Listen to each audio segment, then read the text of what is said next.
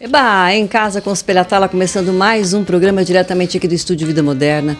E se você quiser fazer parte aqui, de estar aqui comigo, dividindo aqui, ó, esse espaço maravilhoso, dividindo não, somando, venha pra cá, é só entrar no 11 98376 5514 e venha aqui contar um pouquinho da sua história, ser um patrocinador, ser um apoiador, enfim. Seja muito bem-vindo e bem-vinda. E quando nós falamos em bem-vindo, eu estou recebendo uma pessoa que eu conheço já há muitos anos, tem um carinho, um apreço muito grande por tudo que ele é, né? Por tudo que ele representa, uma trajetória maravilhosa de vida, incrível como profissional, que só traz exemplos pra gente. Eu estou falando de César Romão, para quem não sabe, que eu tenho certeza que você de casa já ouviu falar, mas eu tenho que dizer exatamente quem é ele na íntegra aqui. Ele é escritor, palestrante, ele é jornalista, ele é radialista, escreveu mais de 25 livros, mais de 50 países, você sabe que é isso? Então eu tenho o maior carinho e apreço por receber você mais uma vez aqui, César. Seja muito bem-vindo. Querida Cibele, a alegria é toda minha quando você fala assim, vamos. Você eu sabe falo que, sim, falo, vamos embora, vamos lá. Eu te admiro, minha família te admira. E beijo pra Thaís, querida, que me trouxe um mimo aqui que você acabou de me deixar aqui. Quase que ela veio hoje. A sua trajetória também é uma trajetória brilhante no mundo da moda. Você faz parte da história do mundo da moda aqui nesse país. E eu fico feliz que de vez em quando eu ainda vejo você mostrando como é que se faz, né? Pois é, hoje a gente tem muito aventureiro, né? Então, muito. E em todos os segmentos também, né, César? Eu falo que a moda, às vezes eu até falo, gente, hoje eu estou apresentando o programa, vai fazer quase 4 anos esse aqui, né, do Em Casa com os Peratala, mas as pessoas até hoje me cobram, e eu acho que a gente não pode esquecer, né, César, do nosso passado, e foi o passado da moda que me trouxe justamente para entrevistar, né? Então eu acho que é muito importante a gente nunca esquecer aquilo que a gente construiu lá atrás. Então, falando em começar lá atrás, eu gostaria que você falasse um pouquinho pra gente, César, assim, em relação à sua vida mesmo, né? Quando você começou a palestrar, o que te levou realmente... Porque você é um dos pioneiros, vamos combinar?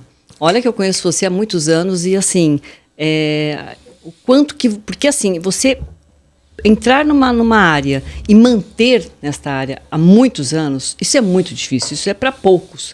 Como você falou, tem muita gente hoje que está nas redes sociais aí e vira consultor de moda do dia para noite, vira palestrante do dia para noite, quer dizer, não estuda, não faz nada. Então eu gostaria que você falasse um pouquinho, até para o pessoal de casa entender o que é palestrar, né? O que é ser uma pessoa que realmente brilhe, né? Que toque no coração das pessoas que estão te assistindo, porque isso é importante, é você captar realmente, né? Olhar na pessoa e falar, nossa, aquela pessoa está vibrando pelo que eu estou falando.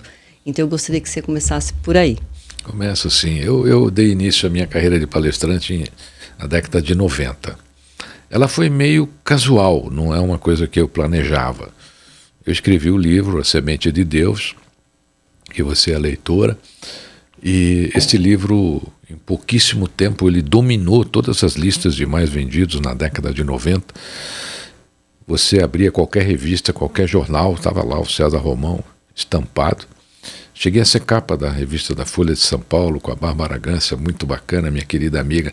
Na época ela colocou uma chamada assim, palestrante do além, porque era uma coisa nova, falar sobre espiritualidade dentro das empresas. Não existia isso. Sim. Na década de 90 era lucro e acabou, né? Verdade. Hoje, ainda bem, né, que isso mudou bastante.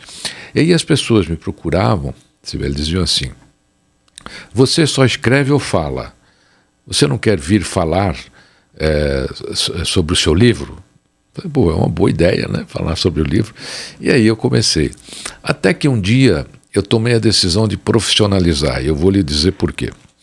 Eu fui fazer um evento muito grande e quando eu cheguei no camarim, essa foi a minha decisão de profissionalizar a carreira, né? Organizar na realidade. Sim. E aí o cidadão me deu um monte de documento para assinar e tal, eu assinei aquele monte de documento e eu falei, tudo bem, o que é isso? Não, Romão, isso aqui é direito de imagem, não sei o que e tal, esse aqui é o que está nesse envelope, pegou o envelope, me deu, botei o envelope na minha pastinha, fiz a palestra e fui embora.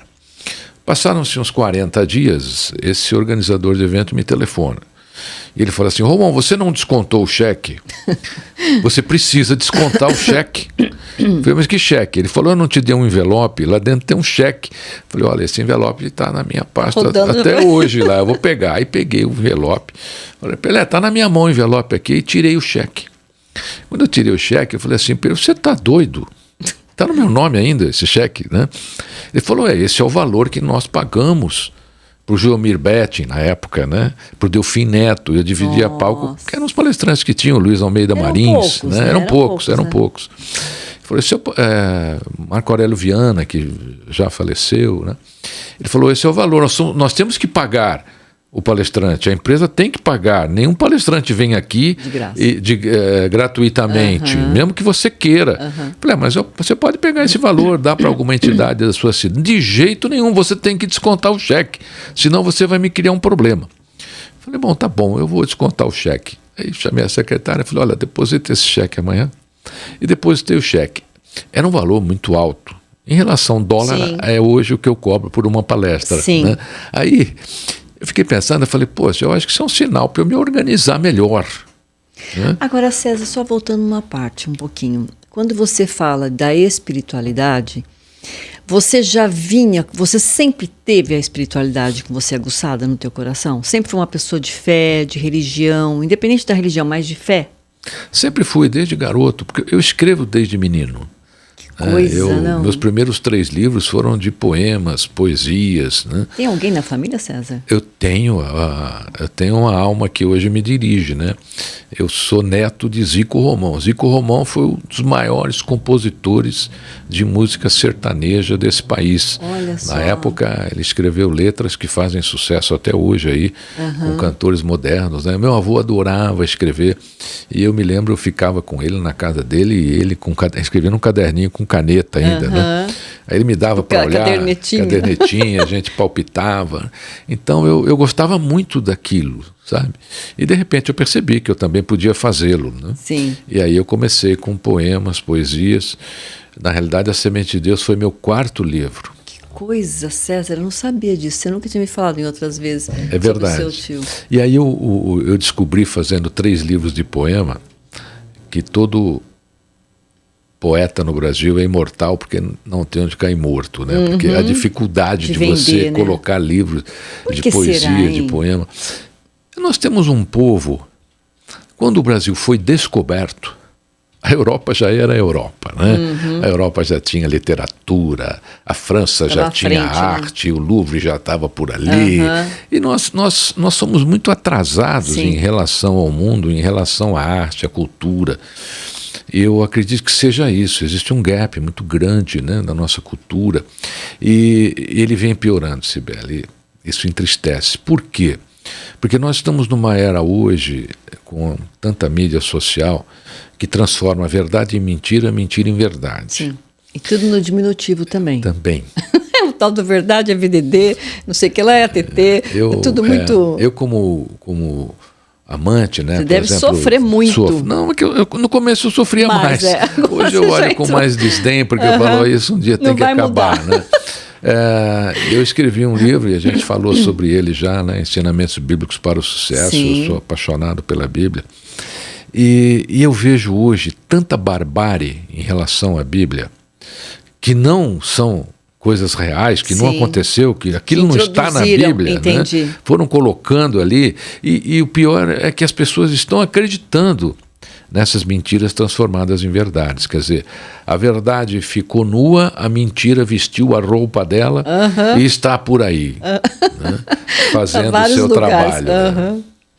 Agora, César, agora no caso, né, quando você fala da Bíblia, né, voltando lá, quando você falou que você escrevia os poemas e tudo mais, quando você escrevia para você só, ou você tentava também levar esses livros para outras pessoas? Como é que foi esse teu começar, de você também passar a ter o ganho em relação aos teus livros? Quando que isso aconteceu, Isso aconteceu com A Semente de Deus. Com os 3 primeiros livros, não. Inclusive, eu fui patrocinador dos meus primeiros 3 livros. Né? Legal. O meu primeiro livro é muito interessante, porque o meu editor, da Panartes, na época que fez o livro, me chamou e disse: Romão, tem uma proposta para você. Eu comprei um terno na Garbo e fui lá receber a proposta. Quando lá cheguei, ele disse: Romão, aqui estão os seus 3.000 livros. Ninguém quis. Vendo a você a preço de papel. E eu comprei aqueles 3.000 livros, coloquei na minha casa, ficou no meu escritório. As pessoas, os amigos, né? Uhum. Amigos são cruéis também. Né? Quando querem, são cruéis. Né? É verdade. Eles iam em casa e diziam: Romão, para de escrever, você é um fracasso. Você Jura escreve, você mesmo compra, coloca tudo aqui no seu escritório. E eu ficava ouvindo aquilo, até que um dia um amigo disse, eu falei: esse não vai ficar sem resposta. Aí eu falei para ele: você sabia que eu sou o único escritor em todo o mundo que tem 3.000 livros em sua biblioteca escritos por ele mesmo? Ninguém tem e nunca terá. Né? Mas eu insisti, eu fiz mais 2. E era muito interessante, porque como não vendia, eu dava de presente. Sim, então, isso daí vai pulverizando. Qualquer pessoa... Quando eu comecei a fazer palestra, eu fiz uma coisa muito interessante. Olha como é o mundo, né? Eu sempre levei meus livros para as palestras. Sim. Eu tenho um recorde de autógrafos. Até hoje ninguém bateu. Espero que bata, que a gente quer que isso seja ultrapassado. Sim. 1.312 livros em 3 horas, 12 minutos e 12 segundos. Palácio das Convenções do Anhembi. E aí eu passei a levar os livros que sobraram de poesia. Então é assim, o livro custa R$60, o de poesia custava 1.000. As pessoas falam assim: Romão, mas por que este livro custa 1.000? Porque é uma raridade. Mas por que é uma raridade? Porque ele não existe mais, eu não vou voltar a escrever isso e publicar. Então ele é uma raridade. E se você demorar muito para comprar, vai dobrar o preço. E as pessoas que vendiam faziam exatamente isso por minha instrução. Né? O senhor vai levar ou não? Não, ainda. Olha, 2.000 agora. Que era para não vender. Sim. A lei da escassez. Né? E é interessante que quando eu criei a lei da escassez, esses livros começaram a vender muito. Inclusive a editora Elevação me fez uma proposta na época e ela falou: Romão, vamos resumir esses 3 livros em um. Chama-se Emoções Ainda Existem. Né? E eles resumiram esses 3 livros em um livro. Foi um best-seller. Olha que legal. Então, muitas vezes, a vida precisa nos preparar. Talvez eu não estivesse preparado na época, né, para ter o sucesso que viria posterior. Sim, mas o que eu queria dizer aqui pro pessoal de casa é o seguinte, gente. Eu fico analisando, né? Ele está falando, eu estou viajando até para fazer uma outra pergunta, em cima do que ele falou. Quando a gente insiste, né? Eu gostaria que você falasse um pouquinho da insistência, porque muitas vezes, César, as pessoas, na primeira, como foi o caso teu, você fez o livro com o maior carinho, ali dedicou o seu tempo, o seu amor, o seu apreço, você leu, você se infiltrou, você viajou diante do seu livro, né? E aí ficou lá as pessoas criticando e falando. Quer dizer, essas pessoas te criticando, que é muito comum mesmo, dos amigos, não amigos, enfim, o ser humano é muito assim, né? Infelizmente. E eu queria que você falasse para o pessoal de casa um pouco em relação à insistência, porque se você também não tivesse insistido e não tivesse acreditado em você, porque eu acho que são 2 palavras, né? O insistir e o acreditar. Eu gostaria que você falasse sobre um pouco dessas 2 palavras, o quanto ela pode modificar a vida de uma pessoa. O futuro, ele hoje e ontem, ele nunca foi passível de previsão. Ele sempre depende do processo que nós aplicamos na sua construção. Ou você constrói o seu futuro, ou fique tranquila, o mundo vai te dar um bem bacana, vai te dar um futuro enlatado que todo mundo tem. O que eu vejo muito hoje é competência implementada na direção errada. Às vezes a pessoa é competente, mas ela não implementa essa competência na direção certa. Ela é esforçada, só isso. Mas ela não aplica essa competência como essa competência deveria ser aplicada. Principalmente os jovens hoje, né? As pessoas pulam muita etapa, querem pular muitas etapas. Muito ansiosos. Muito ansiosos. Então, veja, se só acreditar desse certo, né? Era só você fácil. Acordar de manhã, olhar no espelho e dizer: eu vou vender 1 milhão de livros. Né? E não vai acontecer nada. Sim. Eu sou favorável, desde o início da minha carreira, a fazer perguntas. Eu sou super favorável. Eu me pergunto, eu acho que Não tem ninguém nesse mundo que pergunte pergunte a si mesmo mais do que eu, né? É mesmo, César. E faço isso com tudo na minha vida. Quer dizer, como é que eu vou me manter num palco por 40 anos, que é o tempo da minha carreira? Né? Como é que os meus livros vão vender? Porque você edita e depois some. Então você, por exemplo, em relação aos livros, eu sempre me pergunto assim, hoje você recebe uma média de 900 títulos novos nas livrarias que restaram nesse país, né? Colocando a Amazon também. Aí eu olho para esse mercado, eu penso assim, tem 900 opções para um leitor. Por que ele vai entrar na livraria ou entrar no site da Amazon e comprar o meu livro? Tem trocentos milhões de livros. Eu tenho que responder essa pergunta todo dia. Então, existem muitas coisas que você precisa responder todos os dias. E aí você cria uma estratégia. Então, a estratégia de escrever artigos, a estratégia de falar do livro sempre que possível, de carregar o livro, de sortear o livro, entregar livros a bibliotecas. Alimentar, né? Exatamente, Cibele. Você precisa responder a pergunta trabalhando. E se você não tiver competência, você precisa desenvolver a competência para isso. Eu me lembro que cada capa do meu livro a gente enviava a meu pedido para as livrarias, para que os livreiros e vendedores de livro pudessem avaliar a capa. Eu fui o primeiro conferencista do Brasil a fazer conferência para vendedor de livro em livraria. Não tinha ninguém. Só. Seu Oswaldo Siciliano, na época eu conversei com ele sobre isso, ele falou, achei a ideia maravilhosa. Siciliano tinha 110 livrarias, né? Aí faziam-se convenções, eu ia falar sobre o livro. E já falava também. Para os vendedores, para que quando alguém entrasse, o vendedor não sabia sobre livro nenhum, mas sobre o meu ele sabia. Entendi. Então isso ajudava muito.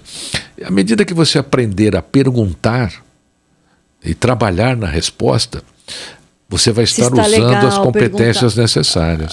Mas ninguém gosta muito de patinho feio. As pessoas são muito reativas quando recebem opinião. Sim, quer perder amigo? Dê uma opinião sincera. Não precisa nem criticar. Só dê uma opinião sincera. Aquela crítica construtiva, vamos dizer assim, né? As pessoas não acham assim. As pessoas sempre acham que o que ela faz é o melhor, está ótimo, está tudo bem. Eu acho que quando a pessoa não tem essa humildade de aprender, ela acaba patinando muito, né? Às vezes a pessoa nem faz. Eu já fiz programa de televisão na minha carreira, no Rio de Janeiro, com 3 críticos literários que nunca escreveram um livro. Sentaram a pua naquele programa no meu livro, A Semente de Deus, né? E quando o apresentador falou, o senhor tem o que a dizer? Eu falei, nada, eu estou recebendo crítica de 3 pessoas que não sabem o que é escrever, e são críticos literários. É complicado, hein? Eu estou ouvindo, eu sou educado, eu vou ouvir até o final aqui. Sim. Mas eu não vou rebater nenhuma e nem vou explicar nenhuma. Sim. Aí a entrevistadora falou, mas por que o senhor não quer explicar? Eu falei, porque não é da conta deles. Se eles não estivessem aqui, só você como apresentadora, eu explicaria, porque o público merece respeito. Então hoje tem muita gente que não tem ligação com aquele tema, não tem afinidade com aquilo, e está ali falando sobre aquilo. Uma das coisas importantes... O César, antes eu queria falar sobre o seu livro, já que nós estamos falando também do livro. Aí, olha só. Eu achei linda a cor, a capa. Eu queria que você falasse um pouquinho dele também. Motivação para a transformação, só o amor não basta. Olha que linda a cor, né? Essa edição você fez para quem em especial? Essa edição a editora fez para a Avon. Que bacana, hein, César? Ela está no catálogo da Avon. Essa é uma outra coisa na minha carreira que eu praticamente fui pioneiro. Esse livro já tem uns 8 anos, mais ou menos. A vida espelha a tala, o amor sempre será o caminho, e é verdade, César Romão. Porque eu fazia palestra para as empresas, como faço, né? E as empresas acabam fazendo uma aquisição grande de livros. Sim. Tinha uma empresa mundial chamada Emory. Obrigada, César. Ela tinha uma empresa aqui no Brasil chamada Pronet, que cuidava do treinamento, né? Então eu fazia palestra para eles. E os meus livros iam para o catálogo da Pronet, o catálogo da Emory. Isso eu abri muito mercado aqui no Brasil para outros autores. E aqui no caso, por exemplo, você fala sobre o quê? Esse livro é interessante. Toda vez que eu desço autografar, quando termina a palestra, sempre tem alguém que vem falar assim para mim. A frase Típica. O ser humano tem 8 tipos de problemas no mundo todo, não é tudo igual. Ai, meu Deus, eu converso com as pessoas de 51 países, é tudo a mesma coisa, é o mesmo problema. Um dia eu trago aqui para te mostrar uma carta em russo, italiano, espanhol, alemão. Na Alemanha também tem isso, tem. Né?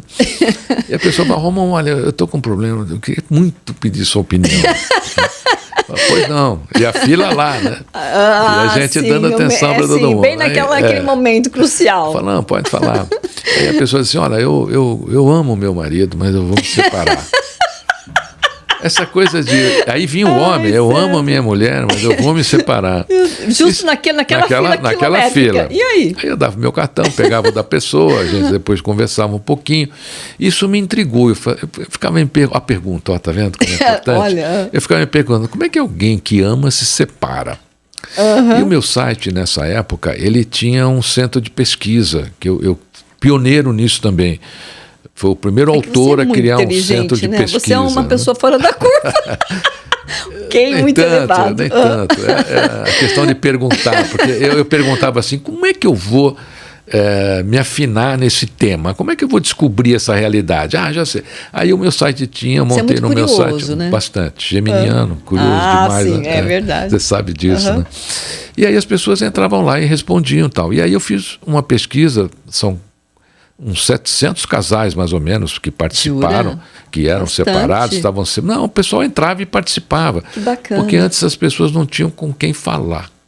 Então você abrir um canal como esse, a pessoa... Um e aí eu cheguei à conclusão que a maioria das pessoas realmente se separam e se amam. E, além disso, depois de um tempo, elas nem lembram mais porque se separaram. Que é outro problema. Com certeza, mas você apaga mesmo da mente. Exatamente. Você não se lembra nem como que você foi vestida de noiva para o altar. É uma coisa muito surreal. Eu ouvi isso muito. É muito doido. E aí eu resolvi fazer esse livro. Eu falei, vou fazer um livro para tentar auxiliar essas pessoas a não se separarem. Porque o que acontece? O que a separação tem?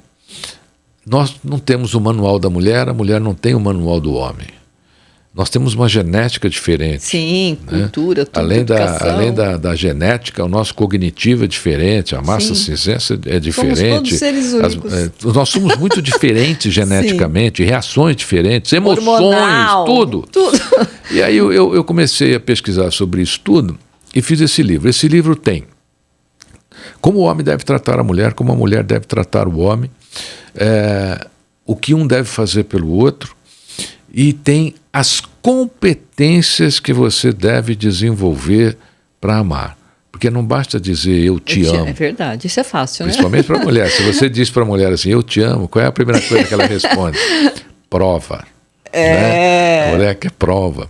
Cadê a sua atitude? Você chega em casa, por exemplo, toma banho, a mulher acabou de colocar um edredom novinho lá, tudo bacana. Cheiroso. Você joga a toalha molhada em cima do edredom. Nossa Senhora. Você faz isso uma, duas, na terceira vez, meu amigo, vira ofensa.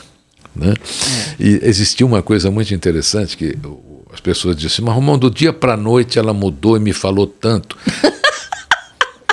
Não foi do dia para a noite. Ela já estava por aqui, já estava transbordando. As coisas vão acabando. A mulher faz pendura, ela põe bilhetinho, vai guardando, aí chega um dia, ela cansa, ela pega tudo.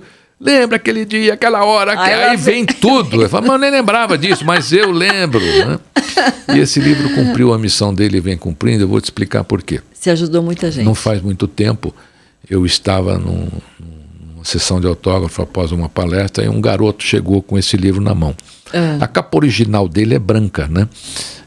Com duas escovas de dente. Essa capa foi desenvolvida especialmente para a Avon. Sim. E o garoto, eu falei para ele, você vai ler mesmo? Ele falou assim, vou ler, Romão, vou ler. Né? Tá bom, mas seu nome? Aí eu fui assinando. Enquanto eu estava assinando, ele falou, sabe, Romão, esse livro, eu hoje era para ter pais separados. Olha só. E o meu pai e a minha mãe estão aqui. Eles só não se separaram por causa do seu livro. E eles contam isso. Nossa, você então, deve ter hoje, ficado emocionadíssimo. eu pedi para vir buscar o autógrafo. Ai, que fofo. Então veja que às vezes nós fazemos determinadas ações e não temos conhecimento do poder que essas ações e atividades podem exercer no universo. Você sabe, César, você falou num ponto também de trazer a pessoa, né, de se resgatar, né, a essência, muitas vezes a fé. Eu estou falando agora da fé, como você também tem falado muito sobre a fé também. O meu ex-marido, quando foi na época da Covid, eu sempre falo isso porque, assim, eu não tinha dimensão do que eu fiz pelas pessoas nessa época. Estava todo mundo muito amargurado, todo mundo no mesmo barco. Foi uma época muito triste, né? Muita gente morrendo e muita gente doente, muito, e a gente não sabia de nada, né? Era aquela confusão doida. E meu ex-marido ficou internado 6 meses, 3 meses só na UTI, no Hospital Samaritano. E eu fazia as minhas lives todos os dias. E eu fazia oração com espírita, oração com pastor, uma pastora, aliás, e fazia oração com católicos. Todos os dias. A minha vida era me dedicar a cuidar dele e a oração, e me distanciei do meu trabalho total, só serviço de casa. E eu me lembro que o que tinha de gente que me pedia para eu rezar, eu lembro que eu tinha uma lista de 30 pessoas, 40, e assim, aquilo foi pulverizando, foi pegando outros países, e o que me falaram foi assim: Cibele, eu recebia muito, mas muito testemunho pelo Instagram, dizendo assim: você não sabe o bem que você me fez, você me fez voltar para a fé, você me fez trazer a fé, você me ajudou com meu marido, com meu filho, com o periquito, papagaio. Então, isso que você falou, a gente não tem dimensão. Você joga ali, porque a gente está falando aqui, né? Aqui nesse quadrado. Agora, quem é que vai ver, a gente não sabe. O quanto que a gente vai ajudar essa pessoa. Eu acho isso de um valor tão grande. O importante é fazer, né, Cibele? Eu tenho um vídeo que eu gravei tão simbolicamente, tem 40 segundos, né? Está batendo aí 6 milhões de visualização. Às vezes eu olho ali e nem acredito aquilo ali. Coisa, não. Então, nós temos uma característica no universo que todo mundo devia saber. Deus é vibrátil, Deus é uma vibração. Nós somos vibráteis. Nós somos, assim como o planeta, 70% água, 30% terra. Então, nós somos uma unidade de carbono. Só isso. Sim. Nada mais. E as nossas vibrações, nós somos as nossas vibrações, as vibrações dos seres vivos. Os mamíferos têm muito isso, as aves. Por quê? Veja que quando tem um incêndio numa floresta, os animais correm todo contra o fogo sem saber de onde vem o fogo ou sem ter visto o fogo. Eles fazem isso pela vibração da terra. Sim. Eles conseguem sentir a vibração da terra. A oração é a maior vibração que nós, seres humanos, podemos emanar. Porque ela entra no canal supremo. E ela tem efeito, sim. Eu já dizia isso quando escrevia Semente de Deus, e hoje eu vejo pesquisas e mais pesquisas. Até pelos médicos, né? Até pelos médicos. Uma coisa impressionante. O que até tem... pelos médicos. Então, eu acredito que todas as pessoas que fazem orações, elas são ouvidas. É verdade. É que muita gente terceiriza a sua própria oração. Uhum. Outro dia eu estava em Aparecida, naquele caminho, lindo, e conheci um português. Fiquei intrigado com ele, ele estava todo trajado, equipado, né? E conversamos um pouquinho. Aí eu falei para ele: você veio de Portugal para cá? Ele falou: eu venho sempre, né? Eu falei: pô, que bacana, veio pagar promessa? Ele falou: não, eu sou o pagador de promessas. As pessoas fazem promessa e eu venho pagar a promessa para as pessoas. Jesus, isso eu nunca tinha ouvido falar. Eu falei para ele: olha, me conta isso, como é que é. Aí ele começou a abrir a mochila dele. Falou: olha, ele falou: só não posso mostrar a promessa. Mas essa pessoa pediu isso. Eu nunca ouvi falar. E aí ele foi lá pegar vida. A vela, pegar isso, pegar aquilo e cumprir promessas de terceiro. Então, se a sua promessa não foi atendida, cuidado, você pode ter terceirizado a sua promessa, aquela história, né? Sim, você olha, eu não vou rezar, Cibele, você reza para mim. E outra promessa que é terrível é assim: Cibele, eu fiz uma promessa para você que se você ficasse bem, você ia a pé até Aparecida do Norte. Então você tem que ir. Os outros fazem promessa para você cumprir. Não existe isso, claro, gente. Que não. A promessa é sua, a oração é sua, o momento seu com a vibração universal tem que ser seu. Ô César, 29 minutos, você é demais. Você tem que vir toda semana gravar comigo, porque é muito assunto. E você vê que a coisa flui, né? É isso que eu gosto, dessa fluidez, dessa leveza. Você é o máximo. Você também, e olha, brilhanta. Continue com esse sucesso. Tem muita gente mal vestida hoje, você precisa continuar com a sua consultoria de moda, principalmente mulheres, né? Verdade, as mulheres estão muito iguais hoje, né? Antigamente as mulheres tinham as suas próprias características, hoje não. Está tudo igual. Hoje tudo igual. É verdade. Né? Então... Parece que vai todo mundo à mesma loja, parece que vai todo mundo ao mesmo brechó. É bem isso. Mas muito obrigado, viu, por ter me convidado. Eu que te agradeço e eu espero que você retorne mais vezes, mais vezes pertinho. Sempre que você quiser. Vamos brindar com água mesmo. Viva, só não bate. A viva, não pode bater. Porque a vibração da água não tem nada a ver com o brinde. Então tá vendo, gente? Tá bom? César Romão é isso. Beijo.